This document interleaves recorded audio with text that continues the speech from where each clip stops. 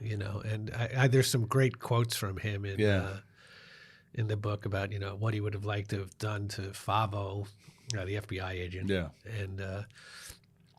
And he was, I mean, in court and out, and in every conversation with me, adamant that, you know. Yeah, what was his narrative? He kind of was like, Scarpa was like a rogue and he didn't know what he was doing. He comes to New York in 1980, Yeah. I think. He'd already been an agent elsewhere. And he decides he wants to see if he can get a couple of informants.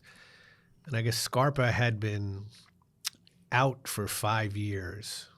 This is in 1980. For 5 years, he had not been working for the feds. And so DeVecchio decides, like, let me see what I can do with this guy.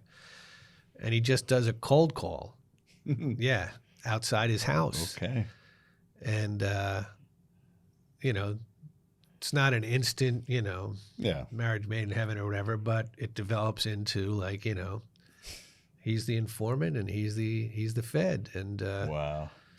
And I mean, that continued. We were saying 1980. The war ended in 93. Wow. So, you know, that's a long run. And obviously, and you couldn't have known this at the time, you know, with the war and everything. But he's at the epicenter of everything, right? Correct. You know, his crew committed more murders than anybody.